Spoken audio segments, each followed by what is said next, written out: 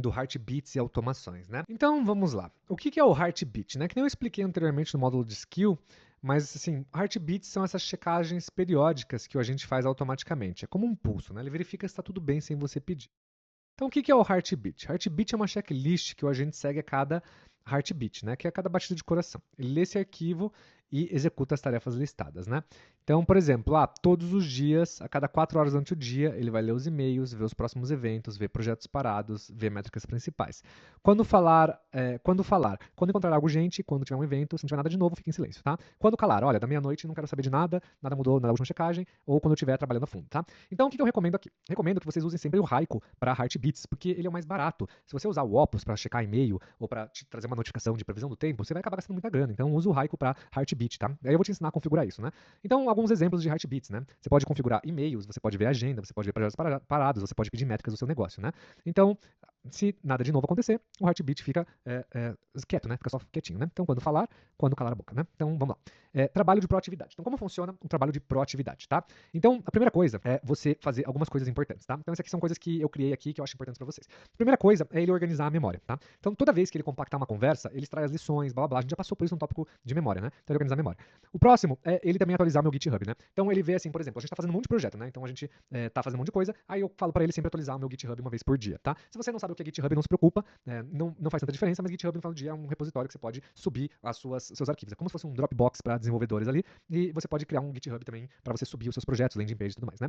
Outra coisa, eu também rodo uma automação para ele atualizar sempre a documentação dele, né? Então ele sempre atualiza o SOL, sempre atualiza o Identity, ele sempre atualiza as coisas, né? E eu também peço uma revisão semanal, então eu falo para ele olhar uma vez por semana, ver se tem projeto parado, se tem parado pra gente planejar o que tá parado pra semana que vem, pra dessa forma não ficar nada parado, tá? Então aqui algum daily brief, né? Uns exemplos reais da Amora, tá? Então todo dia às 9 da manhã, a Amora traz para mim um overview do que performou bem no meu LinkedIn, do que não performou bem, o que se destacou, o que não se destacou, quantas DMs eu tenho, né? Traz um overview do meu YouTube, traz um overview do meu Twitter, então traz um overview de várias redes sociais. Então você pode fazer isso com qualquer coisa, né? Então, no caso do meu SaaS, eu trago um overview dos meus negócios, né? Então deixa eu mostrar para vocês aqui um exemplo. Aqui a gente tem, tô indo para longe, aqui reportes. Então um report aqui do meu SaaS, né? Então aqui no caso do meu SaaS, por exemplo, ele traz um report para dizer, cara, quanto que cresceu aqui, tipo o meu faturamento nos últimos meses, meu faturamento, quantidade de clientes ativos, o meu churn, quantos clientes ativos tem, um monte de gente teve falha no pagamento, um monte de gente teve atraso de pagamento, gargalos. Então, o que ele fez, né? Ele fez um cron, né? Ele rodou um cron que puxou esses daily bidding, nesses daily briefing aqui, só que ele puxou um daily briefing de várias fontes, né? Então ele puxou um relatório do suporte do meu SaaS, da minha ferramenta de suporte, ele puxou um relatório do meu roadmap, das funcionalidades que a gente está construindo ou não, ele puxou um relatório do meu Stripe, ele puxou um relatório também da minha ferramenta que a gente usa de gestão interna, né, das tarefas, dos projetos e tal. Então, ele faz uma análise de todas as áreas ao mesmo tempo, né, de todas as ferramentas, e ele gera esse relatório falando sobre finanças, sobre gargalo, sobre produto. Então, é incrível. É uma coisa que, por exemplo, eu nunca conseguiria fazer manualmente. Ou eu dependeria de um funcionário que ia dedicar 1 a 2 dias inteiros para fazer isso na mão. Então, o fato de eu fazer isso aqui no Telegram automático é surreal de interessante, tá? Então, como você configura o Heartbeat, né? É bem simples, tá? Você pode simplesmente usar aqui o template que a gente já tem, tá? Então, aqui tem um template aqui de proatividade, tá? Então aqui você pode chegar aqui, colhe esse template aqui, ó. Então a gente pode colar esse template aqui.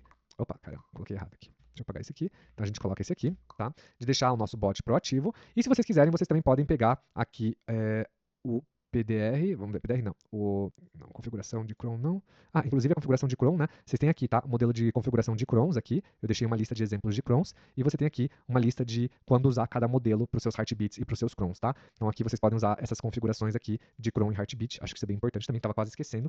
E, de novo, aqui a gente tem o prompt aqui que a gente colocou, né? E a gente tem aqui o template aqui de Heartbeat, ó. Então você pode vir aqui e colocar aqui o template de Heartbeat. Templates, Heartbeat.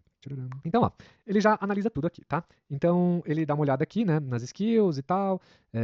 Bruno, antes de qualquer coisa, vou ser honesto. O que funciona precisa de setup, né? Então, funciona agora, o que não funciona ainda, né? E-mail, agenda e tal, porque a gente sugeriu várias coisas que ele não tem, né? Então, aqui ele diz que para criar o Heartbeat, checar e-mail, você vai gastar token para nada, porque a gente não instalou o e-mail, né? E aqui ele diz que tá aqui as configurações, né, os custos por modelo, né? E aqui ele propôs um plano, tá? Então ele sugeriu aqui fazer o Heartbeat, né, mudar o modelo para Opus, mas ele disse que o Heartbeat pode ficar no Opus porque não tem nada de Heartbeat, né? Então, como não tem nada, você precisa, ele vai ficar barato, mas eu recomendo você sempre mudar para sugestão, tá?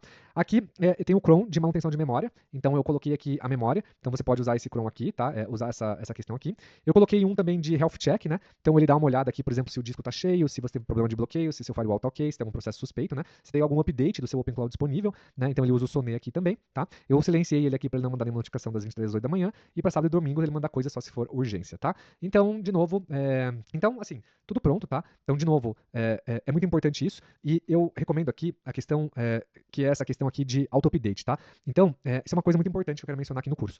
Então, você tem que criar updates para fazer atualizações no seu bot. Então, aqui são algumas que eu sugeri, né? Então, ele tem aqui o revisar sempre a memória dele, para ver se tem itens pendentes. Ele tem que consolidar notas diárias, então ele pega as notas diárias e cria tópicos, para ele organizar os tópicos, né? Ele atualiza a memória dele com insights e tal. E ele também faz um health check, né? Então, aqui a gente criou dois crons. O cron de manutenção de memória, para não sobrecarregar e ficar com um arquivo gigantesco de memória, e um cron de health check, para ele estar sempre vendo se sua segurança está boa, se ele está atualizado ou não, para ele atualizar as skills dele ou não. Mas assim, o céu é o limite. Então você pode chegar para ele e falar assim, ó, baseado nos crons que criamos de health check e qual que é o outro que eu esqueci agora? E manutenção de memória.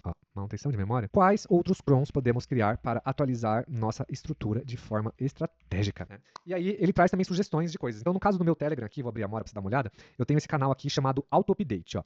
Então o que ele roda vários updates aqui, né? Então ele roda aqui tipo as atualizações das memórias, né? Que é o que a gente faz. E ele roda updates automáticos, né? Então ele atualiza o OpenClaw, ele atualiza os pacotes, ele atualiza as skills, né? Então ele atualizou as skills, isso é muito importante, né? Então ele vem aqui, ele mostra os projetos pendentes, ele limpa coisas que não estão sendo usadas, tá?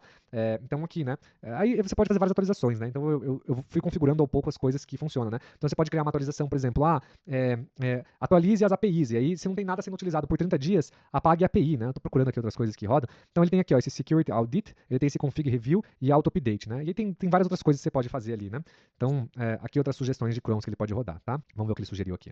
Então ele pode colocar o Auto Update do OpenClaw, acho isso importante. Limpeza e backup, legal. Review semanal, bacana. Audit de segurança, config review, né? Então ele lista ali as configurações dele, vê se está tudo certo e tal. E o schedule complete, né? Então se teve algum cron que não funcionou, ele vai lá e fala, ó, isso aqui não funcionou e tal, tudo bem? Então esse aqui a gente finaliza, né, a nossa parte aqui. De novo, você pode de novo vir aqui, copiar só o prompt aqui e tá tudo certo, tá bom? Vejo vocês na próxima aula, tamo junto.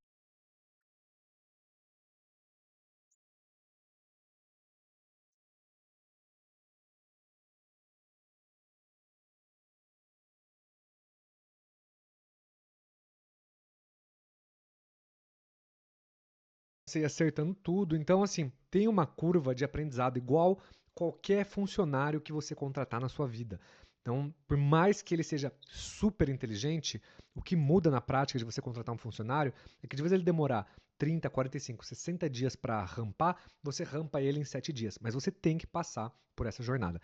Se você tentar, desde o primeiro dia, criar uma estrutura de multi-agente, o problema é que seus agentes não vão ter muito contexto, não vão ter muitas memórias, eles não vão ter muita clareza de quem é você.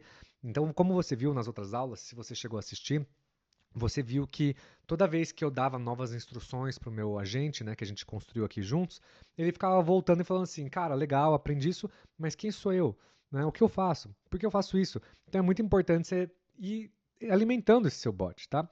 Agora vamos supor que você está vendo essa aula depois desse tempo. E você já alimentou ele,